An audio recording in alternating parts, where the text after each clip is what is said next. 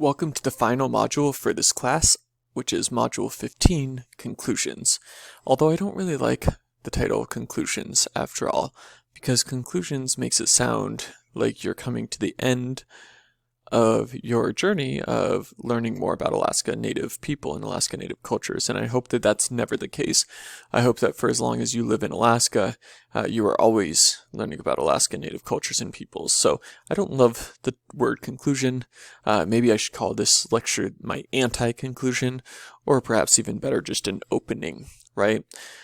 And I have tried in this class to include many readings and videos from Alaska Native people, and not just be sort of the voices of settler academics, self-included. And I actually thought that it would be very appropriate to end this class on a series of quotes from Alaska Native people from this, from the readings and videos that we've done this semester. And so I'll have one or two quotes from each module.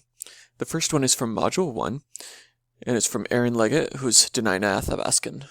We are no longer satisfied with being the invisible people. We have a story to tell here about our land.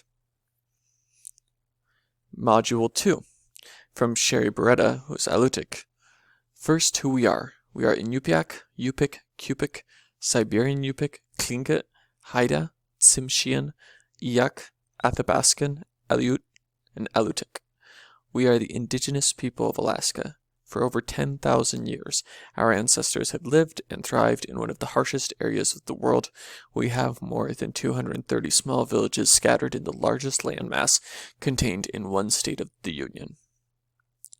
Also from that same module, from Dr. Maria Shatla Williams, who is Tlingit and also UAA faculty, who are Alaska Native people? The term Alaska Native is a generic pejorative term, much like American Indian. These are political designations that evolved in the colonial and neocolonial periods and established an overarching definition for indigenous people.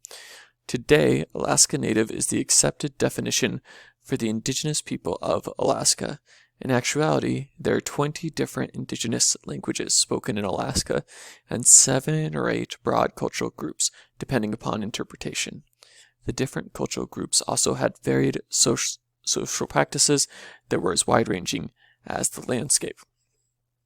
So I hope this class, among other things, has helped us to work against what these folks are talking about as far as having Alaska Native cultures, peoples, and issues not be invisible, and recognizing that these are incredibly diverse groups that we can't just sort of homogenize under the term Alaska Native, although that term may be important for certain contexts. Module 3, again by Dr. Williams, this one about colonialism.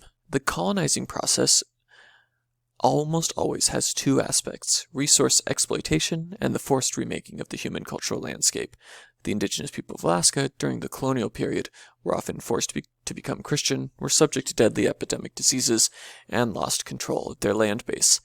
That's a sort of colonial history that we cannot forget, that you cannot sort of discuss where Alaska is today without understanding that history and grappling with that history.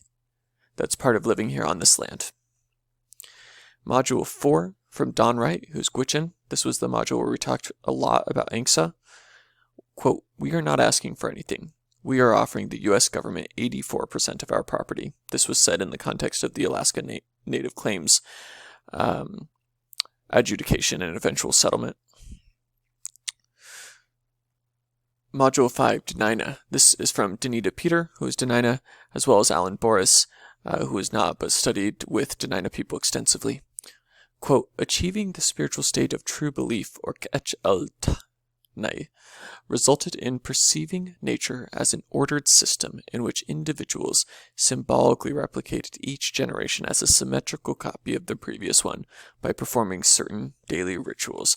I hope we can remember, especially for those of us who live in Danita country, such as those of us in Anchorage, those of us in Matsu, those of us in many parts of the peninsula, I hope that we can remember what we learned about traditional Danita culture, as well as ongoing practices of survivance among Danita people. Module 6 by Ilarion, or Larry Merkulief, who's Unungan. Our people could navigate without the stars. If he talks about that in context of the fogginess that you often find on the Aleutian Islands. He says, our people could navigate without the stars, a feat that requires tuning into and merging with the spirit that lives in all things. The real human being is able to navigate by feeling the energy of the sea and land, watching the direction of the swells in the sea and the kind of birds and seals that come through the fog, knowing the directions of tidal movements, feeling the rhythm of the water, listening to animals on the rookeries and cliff. Intuition, gut feel, and heart sense. Module 7, this one from Joan Hamilton, who's Cupic. We are expected to improve ourselves by observing and listening in order to learn from elders. Life's lessons are best learned by observation. As we watch, we are expected to continually analyze the activity. Elders then watch and guide our attempts to follow what we have learned.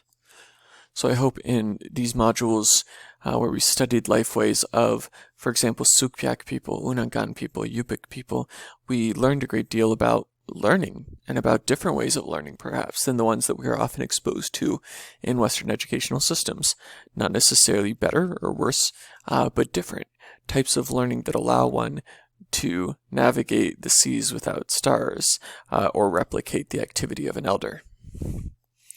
Module 8 in Yupiat. The first by Deanna Kingston, who's in Yupiaq.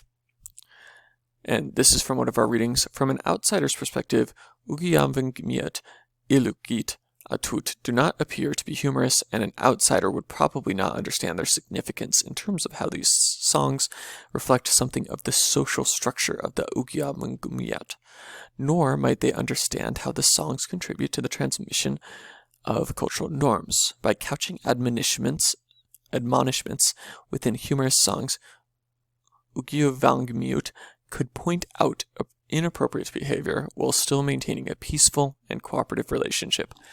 I found myself touched by the reading about teasing cousin songs. I hope you also found it very interesting as a way of thinking about other ways of keeping peace, other ways of encouraging each other to do our best in our communities. The second from Alison Akuchuk Warden, who's also in Yupiaq. The funny thing about our culture is that everyone allows everyone to be Inuit in their own way. Module 9, Atna Gwich'in and related Athabascan peoples. This from David Smith Jr., a Gwich'in politician, from one of the news articles you read about the oil drilling. Quote, the reason we're here is for the caribou. Module 10, Coastal Southeast Peoples. This from the Nancy Furlow reading. She is Tlingit. Balance regulates all aspects of Tlingit life, and it is essential that balance is maintained. Without it, Tlingit culture and peoples would cease to exist.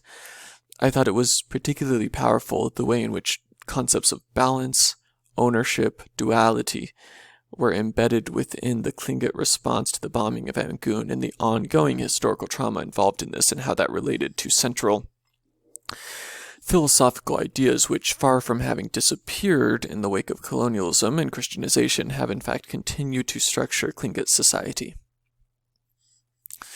Module 11, Land and Environmental Issues. This from Paul Ongtuguk, who is in Yupiaq.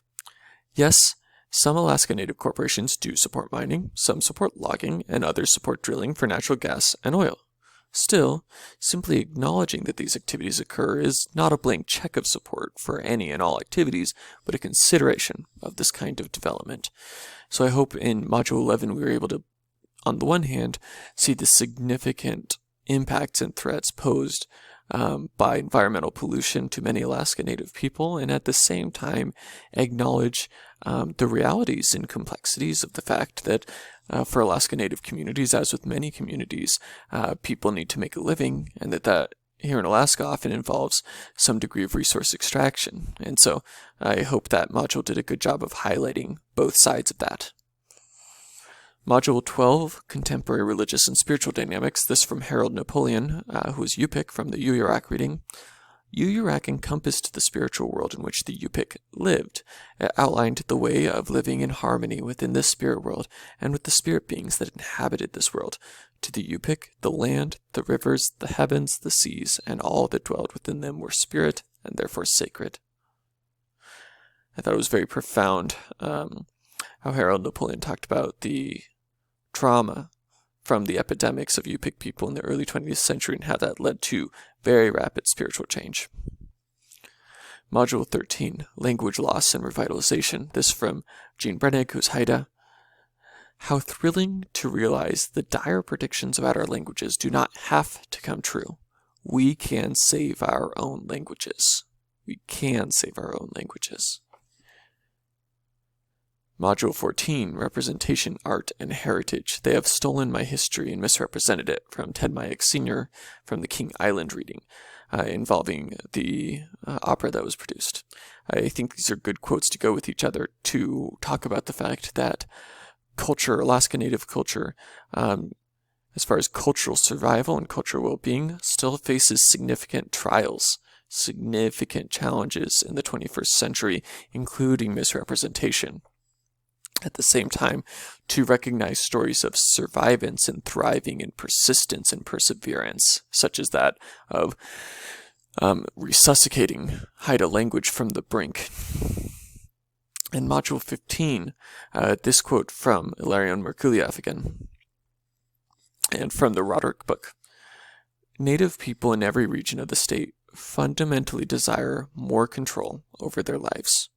To the greatest extent possible, Native communities should have the power to address conflicts, educate children, and make decisions about their own lives themselves.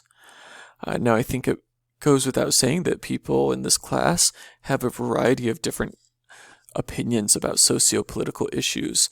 And here in Alaska, some of our prominent socio-political issues include issues of policy related to Native Alaskan groups and sovereignty.